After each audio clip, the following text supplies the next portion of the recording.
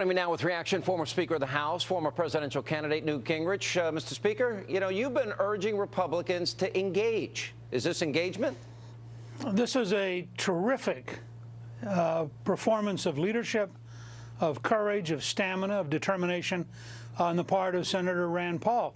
He performed two very important services. First, on the immediate question, he got the administration to admit that the president really doesn't have the authority to kill Americans outside of combat in the United States. So it's a very important thing to put to rest.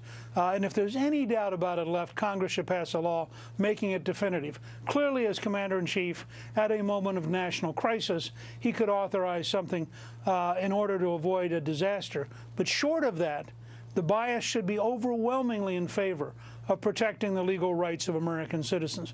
Second, though, Rand Paul gave us a case study in what courageous, energetic leadership can be that every member could exercise, both in the House and the Senate. You don't have to wait around for groupthink and the leadership to tell you what to do. You can get up and you can change things. And I was very pleased last night that Mitch McConnell, late in this long filibuster, came to the floor as the leader to commend his colleague from Kentucky. I thought it was exactly the right gesture. I think we need more Rand Pauls. We need more people willing to get up and do what they think is right. And I think that we would be a lot further down the road towards hemming in this president if we had more people willing to do that. There were four stars that are emerging. And I remember this young, kind of bold, brash congressman from Georgia who had a series that he put together called Renewing American Civilization, which ultimately led to Republicans taking over the Congress for the first time in 40 years. But between Rand and Marco Rubio and Ted Cruz and Mike Lee, Ron Johnson, Tim Scott of South Carolina, all participated last night. I think we've got a young, dynamic block of conservatives that are showing not only that they'll stand up for what's good for the country, but it seems to me that that's good for them politically as well. Is there some... The old guard has something to learn here. Yeah. Look, Sean, much more important than politics. I hope the House and Senate leadership in the Republican Party will take a lesson from yesterday. I hope they will encourage the Rand Pauls, encourage the Mike Burgesses, for example, in the House, or the Louis Gohmerts. Encourage the people who are willing to get up and take a risk and do something. They're not always going to be right, but their willingness to fight for what they believe in really is what makes a difference in once again creating a grassroots movement that can take this country back and move us back to a constitutional republic. Yeah, and he did talk about shredding the Constitution. The original letter from Eric Holder to Rand Paul left the door wide open. If an emergency arises, I'll examine the particular facts and circumstances before advising the president. He wouldn't say unequivocally no. I was pretty disappointed in John McCain. I want to show you that John McCain didn't excoriate Eric Holder. He went after Rand Paul. Watch this. I don't think that what happened yesterday is helpful to the American people. To allege that the United States of America, our government, would drop a drone Hellfire missile on Jane Fonda, that brings the conversation from a serious discussion about U.S. policy to the realm of the ridiculous. Very misguided to me. He should have been questioning Eric Holder and why Eric Holder didn't say flatly what he eventually said today. No. The answer is no, you can't do it. Well, what I find sad about Senator McCain's recent comments, both to Ted Cruz, when Ted Cruz was frankly raising legitimate questions, and again yesterday with Rand Paul, is, when I first knew John McCain in the House, he was a maverick. In the Senate for years, he was a maverick. Of everybody I know in the Senate, I don't know anybody who had a better record of bucking the leadership, doing what he thought mattered, marching to his own drummer.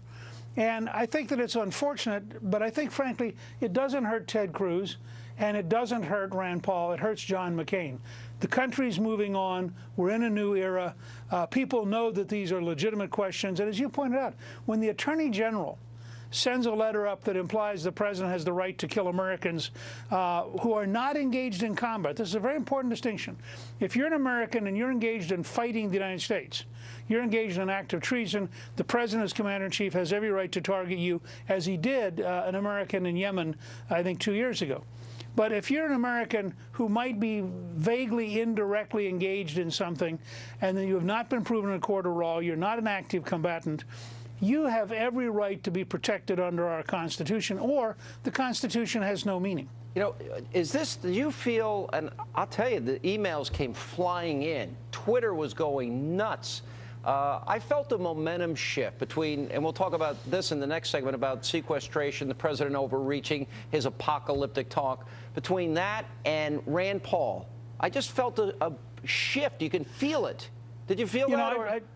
I just wrote a newsletter at gingrichproductions.com entitled Pioneers of the Future versus Prisoners of the Past.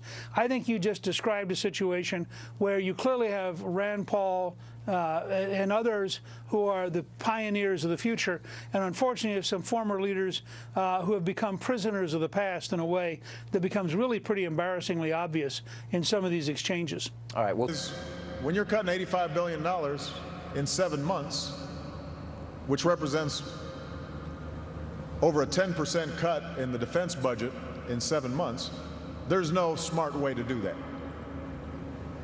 There's no smart way to do that. You don't want to have to choose between, let's see, do I close funding for the disabled kid or the poor kid? Do I close this Navy shipyard or some other one? Demagoguing by the president. Choose between the disabled kid, the poor kid. What about Mohammed Morsi, the 9/11 truther who thinks the Israelis are the descendants of apes and pigs? I choose we don't give him money. We give it to the poor children and we give it to the disabled children. So we have another post-sequester day, and we have more proof yet that the White House is overinflating the effects of the cuts. According to ABC News, the canceling of public tours at the White House because of the sequester is saving the country. Ready for this? $18,000 a week, just to kind of cut to make a dent in that $16.5+ trillion debt. Not even close. Now, perhaps the most best example we have comes from a hearing on Tuesday. This is great. When Congressman Andy Harris took to the CDC director, he took him to task over the bogus claim that the sequester is affecting vaccine supplies to the children in Maryland. Watch this hysterical exchange. What did the president's budget do to 317? The president's prospective budget for 2013? The precise numbers I would have to get back to. Does 58 million cut sound familiar? Yes. And what was the sequester cut? Again, the precise Does 30 million sound familiar? I would. You think that's around the ballpark, isn't it? So actually, the president cut the program twice as much in his budget. Can I assume that the president's proposed cut would have reduced funding to 4,100 children in Maryland? As per the justification that was published with that, we've looked at ways that we can run the program more efficiently by helping state and local health departments recoup dollars, for example, for insured patients. And you can't do that under a sequester, but you can do it under the president's budget? So the president's cut of $58 million to the 317 program, you think you could get around that to avoid cutting vaccines to children, but under a sequester that the president blames on Republicans, you don't know if you can do that? We're going to do everything we can to limit any damage that occurs because of the across-the-board cut, but it reduces our flexibility significantly. Is it your testimony that under the president's proposed cut of $58 million in his budget to the 317 program, you could have avoided cuts to vaccines to children in Maryland? We believe that we could have maintained vaccination levels, yes. Very interesting. Checkmate. Still with us, former Speaker of the House, former presidential candidate Newt Gingrich. I mean, just embarrassed. They've been busted. Let's see. They've been busted about firing janitors, about immunizations for kids, about the education department and firing teachers and pink slips being sent out. I mean, the president just lied repeatedly, demagogued this whole thing, and then it's backfired. Your reaction? Well, I think it has backfired. I think it also draws into sharp contrast for any American willing to look at the facts that you could have an American people's sequester applying common sense, flexibility, making choices. And you would save the money with dramatically less difficulty than this totally absurd Obama model, which maximizes rigidity and maximizes pain. I mean, for one thing, it's embarrassing to say this, but this president has been consistently dishonest in a way which absolutely undermines his ability to lead, because almost everything they've told us about the sequester has either been totally false or grossly exaggerated. Second, they're not using any cleverness. You could raise the money to pay for keeping the White House tours open, and nobody would notice it. Or the president, for just not going golfing that one weekend, a point that Congressman Louis Gohmert has made, just that one weekend would have paid for something like 50 weeks of White House tours. Well, it's interesting you say that. I'm going to show you two shots. One of these kids, first of all, how embarrassing to the rest of the world that we had to shut down the White House because we can't afford to pay for it, because the president wants to inflict the maximum impact so the American people will feel it. Listen to the children begging to get into the White House. Watch this. How big a deal is it to be able to go to the White House? It's very important. They'll remember it for the rest of their lives. And unfortunately, they might remember that this was a sign of their government if they couldn't get to go. The White House is our house. Please let us visit. All right, so they all want to go. My friend and colleague at the 5, Eric Bolling, I was watching the 5 today, comes up with a brilliant idea.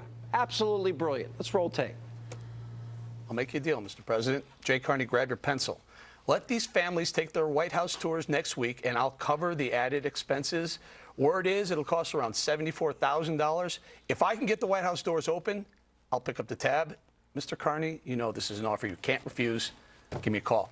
He said he'd pick up the tab for a week. By the way, I think it's $18,000. I'm not sure we got this. Well, regardless, I saw that and I said, okay, I'm going to follow Eric's lead. I'll pay for a week, too. I tweeted it out during the 5. And so now we've got 2 weeks covered.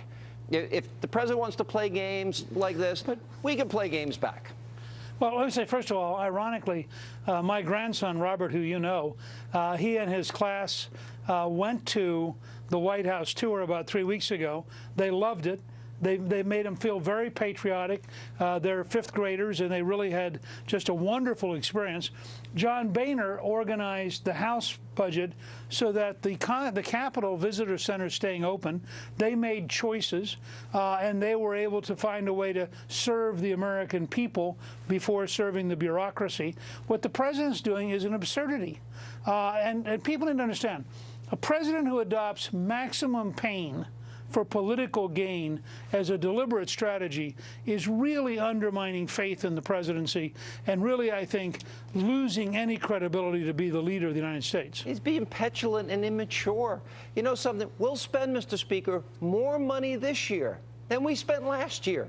Everyone keeps talking about cuts. There is no real cuts unless you're using one of those faulty, ridiculous, insane calculators that only exist in Washington, D.C. You know, reductions and increases, as you know, that's not a cut in the real world. Well, I live in the real world. The president said he didn't want to choose. Then why did he run for president? To lead is to choose. And I think that's something we need to remind ourselves as we watch Obama failing. All right, Mr. Speaker, good to see you. And I know you broke your old Washington calculator when you left. Appreciate you being with us.